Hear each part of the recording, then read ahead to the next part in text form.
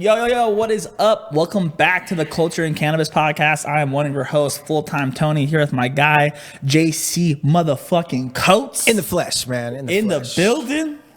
Bro, we're matching today. We are matching, bro. We got Shouts out to Culture and Cannabis, because we're on the Culture and Cannabis Podcast. Yours is a little bit faded. Look, this is original. That is original. This is the first ever print of Culture and Cannabis shirts. And what's so crazy is that JC started Culture and Cannabis almost 6 years ago? Yeah. And we didn't get our first round of shirts until about 2 years ago. Hey man, it's that bootstrap life. And I just feel like such an OG. You know what I'm saying? That I have one of the originals. And I mean, I helped order them, so it's probably why I got one of the originals. But good. I just feel good. This is a dead stock one, Mm-hmm. We're never gonna ever have these ever again. No, that's not true. I mean, it's never gonna be this faded ever again. The only thing about, I just wish I could rip the sleeves off. But, just cut. You know what? We just get the sleeves cut off. Maybe we'll have a sleeveless, a limited run of the sleeveless. Are they gonna have hoods or not gonna have hoods? Who knows? Maybe little douche hood. Is that what they're called? Douche hoods? I mean, we could call them that. This podcast could qualify. This podcast is also sponsored by Monster today.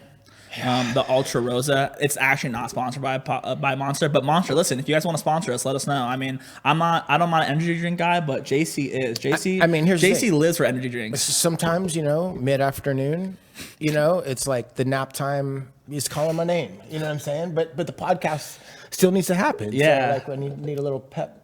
I don't know. How are you able to do these podcasts so late in the day? It's just sheer grit, bro. Sheer grit, and look, time's running out, bro. So it's now or never. You're saying like your time's running out? My time's running out. I think you're gonna live a very long life. I don't know. Maybe I don't know. Well, there's some urgency. There's some urgency that needs to happen. And we're here. We're here today. Yeah. But man, we got a good podcast today, bro. Dude, this could be one of the biggest podcasts we've ever had. Pretty legendary. Pretty legendary. I'm pumped about it. I'm pumped. Who we got? I mean, I'm a fan of our guest today. She's an incredibly accomplished woman in the cannabis industry. Here's the thing, like we're owners. We network with owners a lot, right? And every now and then there's like these certain type of people that really are outliers in the industry, right? And it really kind of like make a splash and a connection. And I think our guest today is one of those people. Jane West is in the building today. Jane, how are you? Hi. Nice. I'm great. So happy to be here. Listen, thank you for being here. Tell us a little bit about who you are and what you got going on. Absolutely. I'm Jane West. I'm broadcasting live from my home office in Denver, Colorado. I run the largest female-owned cannabis brand in the world. We started out making dugouts back in 2017. Then we moved on to a glassware line that's widely distributed. We sell cannabis in 13 states and 5 provinces of Canada. And this year we're looking forward to a pretty big year. I'm so excited about the social use initiatives that are finally in place. I started in the sector really pushing for social use, doing cannabis events. That's how I got my start. So finally now, 8 years later, we're seeing real progress. And a lot of that's coming from Nevada, and I'm super excited about it. We're launching a new glassware line this year at a really accessible price point that'll be perfect for social use clubs. So a lot of things coming together. You guys have been laying down your brand for a long time too, and it's exciting to be so established at such a pivotal year in cannabis. Right. Yeah, it is very pivotal, and it's amazing, that so many people before us, right? Like, we talk about a little bit before the podcast that, so a lot of people forget about, right? But there's so many people have done amazing things and just incredible legacy, right? And what's happening today is incredible, right? With just the states that are going legal after state after state after state, like you say, the social use initiatives that's happening in Nevada, it's incredible. And you being from Colorado, you must definitely have your sights set on the Nevada market. What excites you most about the Nevada market? Oh, I really love everything I see in the Nevada market. There's certain traits of it that remind me of Colorado, because Colorado just has more open access to licensing, and you get more small business owners, local business owners, people who are really starting their cannabis brands and businesses because they want to grow flower for their community and sell it to their neighbors. And that's what I love about Colorado. And that's not what we're seeing in a lot of states with limited license markets, where really nobody owns a cannabis company. They're like publicly traded Canadian companies. And so as we started really looking at Nevada, that the businesses, the growers, all of the different entities and brands, they just feel so like Nevada grown. And so many of you have been doing it for so long. And now I see you guys making that step because of the accessibility. I see you're all making that step into now flower and really providing product. That is the whole reason you started with Normal and started culturing cannabis and started getting in the space. So in so many markets, advocates and people who were there at the very beginning are pretty quickly left on the wayside and don't end up actually bringing product to market. I love that about Nevada. I love everything about the Nevada Chamber of Commerce and the way they've worked to push for social use. I cannot wait to come to Nevada once the lounges are open. I know there's a few now, but like to have it be more prevalent will really make a huge difference. And so, yeah, everything about the market I love. Yeah, Nevada's super excited, and definitely shout out to the chamber. Those ladies doing God's work over there. Chamber of Cannabis, amazing thing. I want to get personal just for a minute. It takes a certain kind of person to be a cannabis entrepreneur. Not to mention a woman in today's business kind of climate. And as I've gotten to know you and had several conversations with you leading up to our podcast, you come off as tough and a leader and even at times maybe a little bit of a chip on your shoulder. Can you speak to where maybe the chip comes from and some of your fierce drive stems from? Yeah, definitely. I mean, when I entered in the cannabis sector 8 years ago in Colorado, it was in a market that was poised for unlimited licensing. And I watched so many incredible female business owners start edibles businesses, testing businesses, dispensaries, cultivations. And that was my original motivation for forming Women Grow, to encourage more women to get into the cannabis industry because of this incredible opportunity that lies ahead of us. And what I've seen over the past 7 years has been disheartening. And it's something that I'm just going to keep speaking out about until I see more everyday people able to start cannabis businesses in their local communities, which is not what's happening nationwide. And it's disappointing. We're proving that bringing cannabis into a community makes your communities safer. We're 8 years into this experiment in Colorado. The roads are just as safe. Teen use of overall illicit drugs is down. We've brought in over $1 billion in taxes to help rebuild Colorado and going to school funding.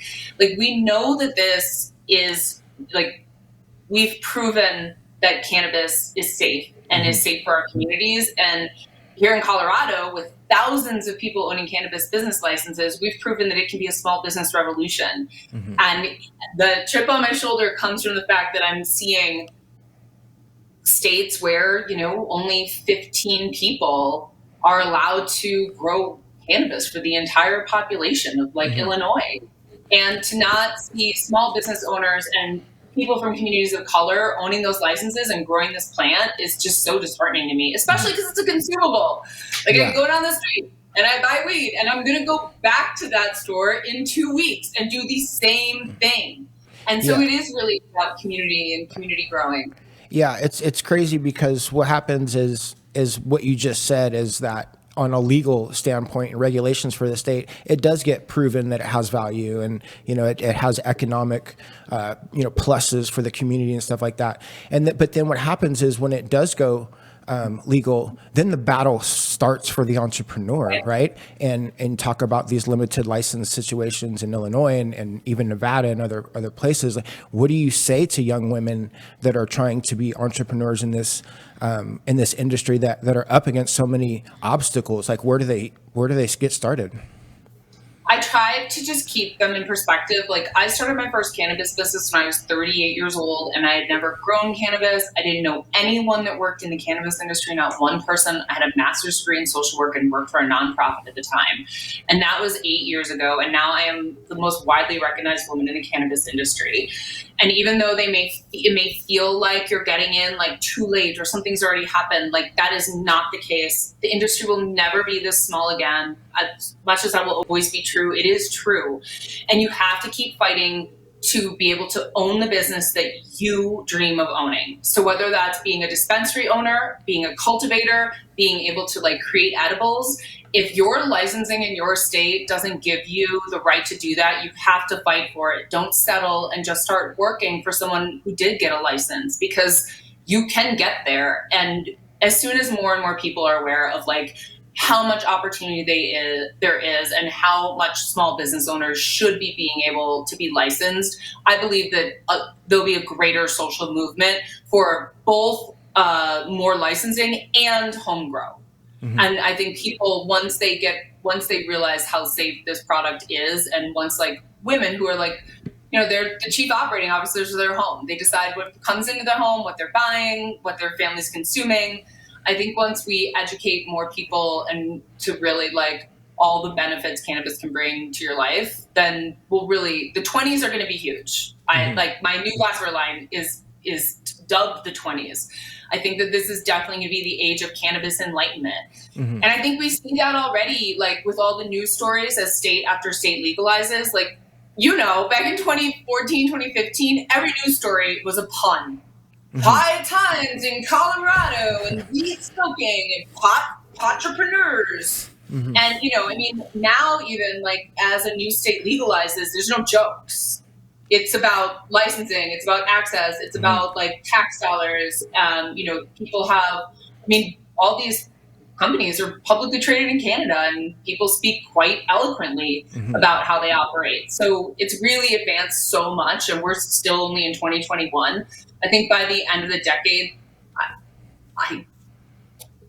it's a blue ocean of opportunity. Yeah, like, what I hear you saying is, as hard as it actually is, with all the challenges, this is the actual time to dive in and to get in, right, and to connect with the people that are getting it done, like yourself. Let's talk about some other things that you've accomplished. Sorry, Tony. It's okay. You're asking all the best questions right now, bro. Taking over the podcast. Yeah, take the reins, buddy. So I have one thing to add about a women comment. Like, if there's a product you want out there and it doesn't exist, make it your goal to create it. Because women are not only an underserved market, they're an underheard market. Mm-hmm. And if it's something you want and you love cannabis, someone else wants that too. And like that, following that path has led a lot of women I know to success. Yeah, Mama Joy's at home right now watching this being like, these motherfuckers. Yeah, we one of our founders is a woman, and God bless her. You know, she fights through all this stuff with also another job and being a mom and dealing with yours truly. God, can you imagine? You know, sounds like a miserable job. Listen, I'm reading your bio here, Jane. It says that you've to date you've raised almost $2 million. You know, you've raised almost $2 million successful equity crowdfunding round of over 3,500 investors from 42 countries. I mean, you know, tell me more about that. How do you become an expert at raising money and creating these opportunities for yourself? I became an expert at raising money by entering the sector knowing absolutely nothing about it. I do not have an MBA. I don't know anyone from Stanford. I'm not an accredited investor. I'm not a wealthy person. And so when I finally knew exactly what products I wanted to design and how much it would cost to design them, create the molds, produce them, import them, package them, and sell them in the market, I knew I needed about $1.2 million. And so that was how I started the journey of like, how do you know how to find an investor? I did it for about 18 months when it came to like a traditional, I'm going to go find VCs and I'm going to get them to write me checks. The first 9 months were very different than the second 9 months. The first 9 months I was like just trying to constantly impress everyone and have the answer to every possible question. And I was definitely coming in from a position of like, I need this. And I don't, I mean, it was the hardest thing I had to do in being in the cannabis industry. And as you know, there's so many hard challenges every day that we have to figure out. The second 9 months were different. By then I had closed some people and I had more knowledge under my belt. I came to meetings prepared with questions for my potential investor versus just worrying about what my answers were going to be. You know, anyone can call themselves an investor, anybody. And so how you actually figure out the right people is really a challenge. I really cared about my company being diversely held. And so that's really what took the longest amount of time. But now my company is 80% held by women and people of color. And by the time that was done, I was like, I'm never doing that again. And so we switched to equity crowdfunding. I think that a lot of cannabis companies are going to take a look at it. The US regulations around it have done nothing but expand since equity crowdfunding became a way to raise money for your company. And this year, the biggest expansion occurred. And now you can raise up to $5 million. And so that number really competes with the type of VC capital people are going for. And in the cannabis sector, you know as well as I do how many advertising and marketing restrictions there are. But when you put everything about your brand and your company and your products on an equity crowdfunding site, anyone from all over the world can read everything about what you're doing. And that's how we ended up with 3,500 investors from 42 countries and every U.S. state and territory. Beautiful. Yeah. Congratulations. That's badass. And listen, you know, for people out there listening, you don't, you know, sometimes this is process, right? And especially, you know, the cannabis industry seems to attract a lot of new entrepreneurs and new people wanting to get started. And some of the things that we're talking about might seem like forever, you know, in a world away, right? But you just have to get started, right? And you never know how soon that with what you're doing can build enough value that people do want to invest, you know? And then like you said, you just go through that process and you learn about it, right? And you become that person that, you know, that deserves that money raise. Listen, when we connected, you know, I knew who you were because I you know, I've attended the Women Grow events. Awesome events. They thrive out here. And I was always like, you know, who created these events? You know what I mean? It was always like just kind of like a, you know, alluring thing. And I just have to congratulate you on an event marketer standpoint myself, right? How you've been able to kind of like scale an event, what do you call it, theme or whatever? Yes, like whatever. a model, just a model to expand and replicate an event. And we've been in almost 50 cities over time. And so let's talk about that process really quick. Okay, so you start a women focused event in Colorado. So let's talk about the first one that you produced. Did you already have in mind that you were going to create a scalable model when you were doing your first event, or did it grow into that? So my goal, because again, I wanted to make bongs and glassware and accessories. My skill set is in community organizing, but that's not necessarily what I wanted to do. So my goal was to do Women Grow for 1 year as hard as I could. And then by the time I get to the end of the year, I know what I'm going to do next. And I would know who's going to move Women Grow onto the future. And so for my very first event, I ran the event, but as I was running the event, I was creating an SOP. So I was like, okay, how do I do this? What am I doing? Okay, I'm going to go on Eventbrite, and this is how I do this. And that was one of the things that helped Women Grow early on. Was Eventbrite was very welcome to hosting us at the time, and that provided a level of validity as well as an ability to collect funds that really helped, that I think a lot of cannabis businesses have a problem with now. So I went in, started my Eventbrite, and put the instructions down of how you would do this if you're going to do it. The train the trainer approach and just creating a model for yourself. And then really my goal usually is to just expect from myself what I would a subordinate. So if I was trying to manage someone else to do what I was trying to do with Women Grow, what would they need to get done today? What would they have to do? And so basically, I just kept moving forward. I created the SOPs, create the event. How many people are going to reach out to? Reach out to at least 10 people. Then I had to make a flyer. So now that flyer is a piece of collateral for the company that someone else can use. And by having so much of what I was doing and my processes be shared and shared among everyone, and just like reducing all those. That one of the biggest issues in the sector right now is how many barriers there are to just getting information. So, by sharing that with everyone and then basically I launched it. We got a few small media hits, but then people started reaching out. How do I do it? How do I start a chapter? Well, we have a folder of resources for you. And really we created an application and women completed it from all over the world. We had events in Guam and Canada and Jamaica. And we had a woman in a country club in South Carolina. And, everyone put up the same Women Grow sign in the window and people filled in on Eventbrite. And what was really great about Women Grow that made it personal for each group was that the woman in the state running the event found the speaker. And the speaker was speaking on something that's appropriate for that geographical area. So here in Colorado, we were talking about the best edibles in the market for 2017. But in somewhere like Alabama, they're talking about how do you contact your local representative about getting a bill for cannabis in place? And so it was appropriate to the audience. And I think that was one of the things that really made it succeed. A lot of events today are just someone trying to promote themselves. Mm-hmm. So we made it about the community. Mm-hmm. Yeah, it's all about the intent. I talk about it all the time. That's where it's the best place to start with event marketing. Like I said, I kind of knew who you were going through the events, and then we had a chance to connect in person, not in person, but over the phone through none other than Clubhouse, full-time Tony's favorite app. Yeah.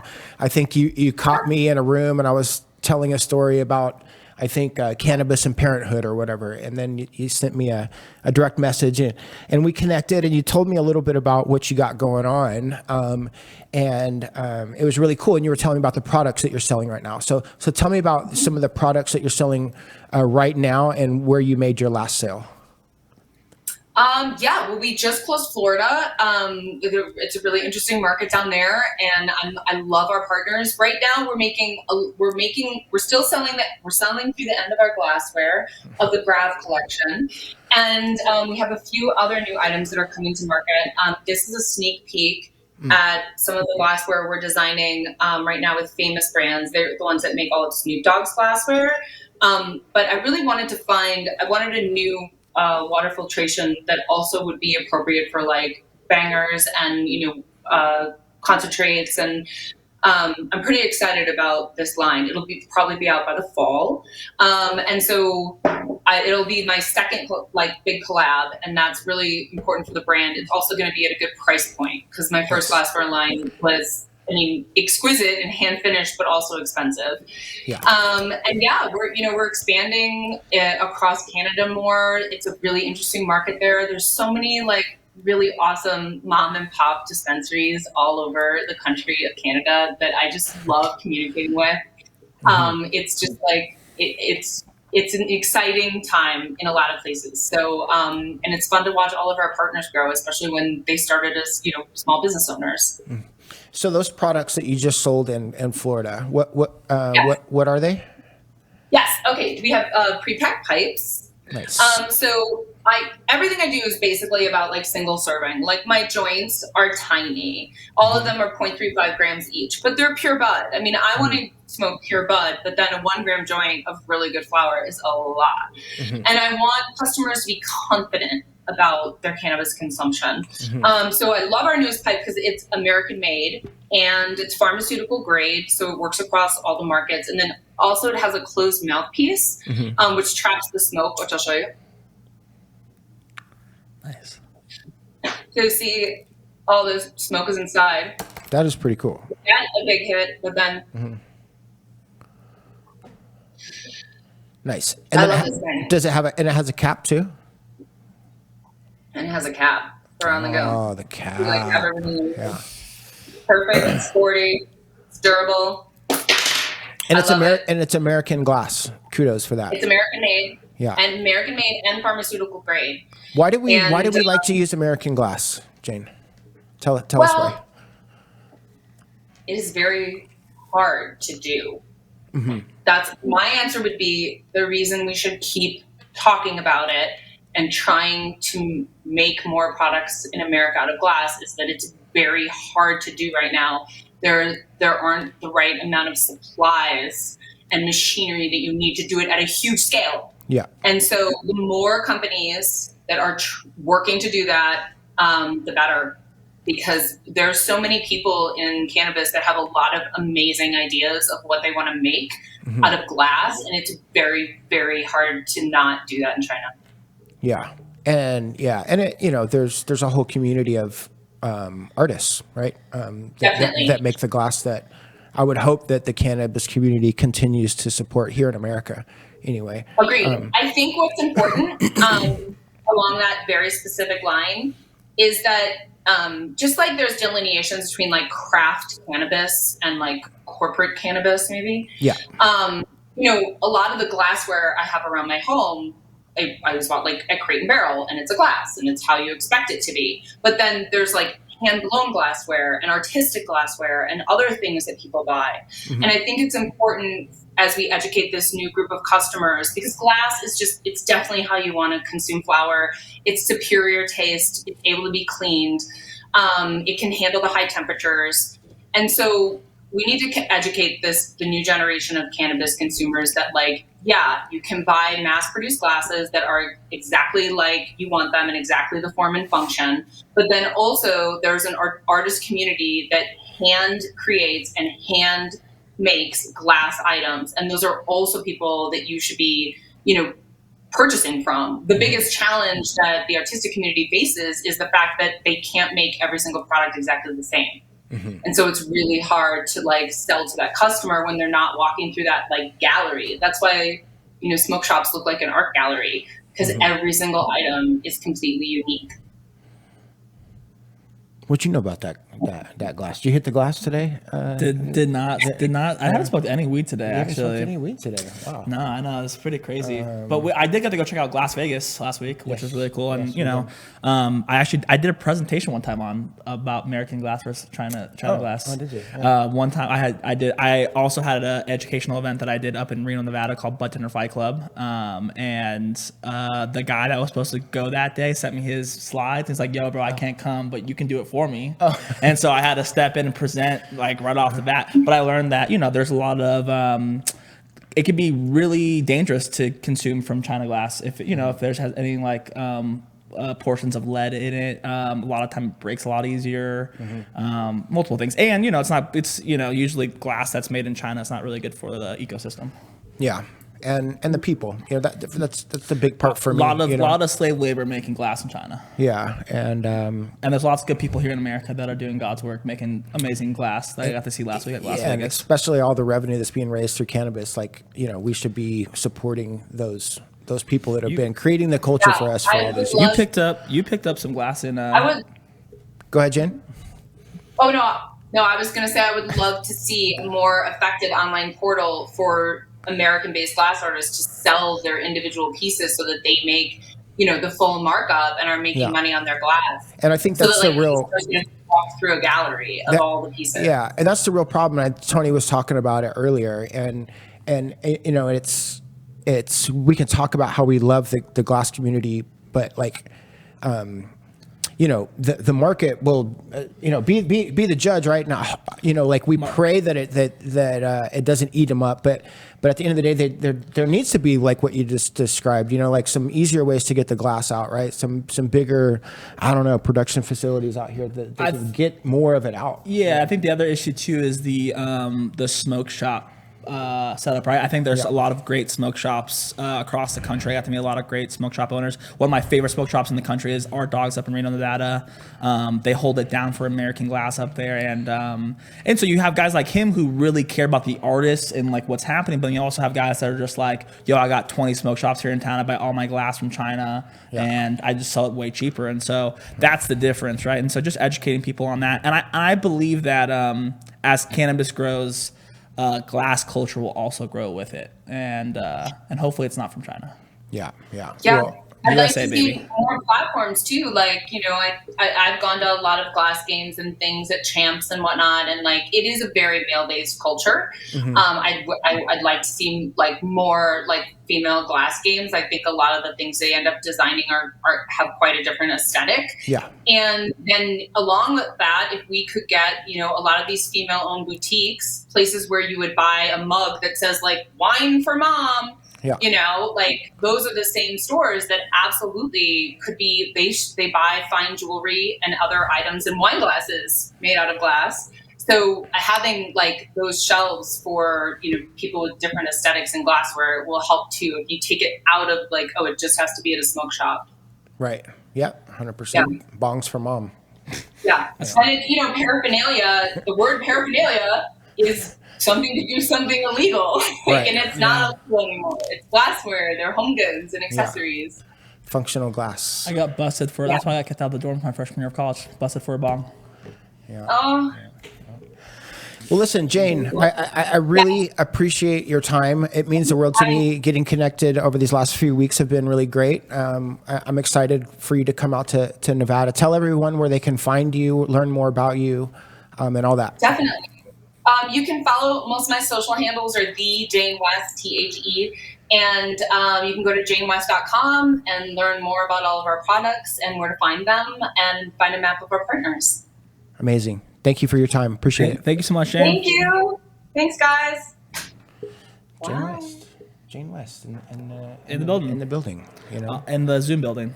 You're still rocking the live. Still alive. Still alive. We have a. I didn't say anything on that podcast. I'm sorry. I mean, I'm sorry. I didn't have to. You want to know why? Because Yeah. when you have really good guests, you usually don't have to say much. Yeah. Right. You just That's set true. them up and That's they true. go. And Yeah. someone like a Jane West, who's, I mean, I don't know any more badass females in the space. I don't know more. Yeah. That are, you know, doing it on such a high level. And, you know, to be in so many different states, be in Canada, I mean, that's a lot to manage. And I think she's a mom too. And so, you know, just the whole idea of being able to manage it, I fucking love it. Yeah, I think there's. I could probably take these out. I think there's definitely a different way that she thinks about things. You know what I mean? She lives life way different than I do. That allows her to kind of, you know, operate on that high level that, you know, a lot of people probably don't even think about. You know what I'm saying? Yeah. And that's the.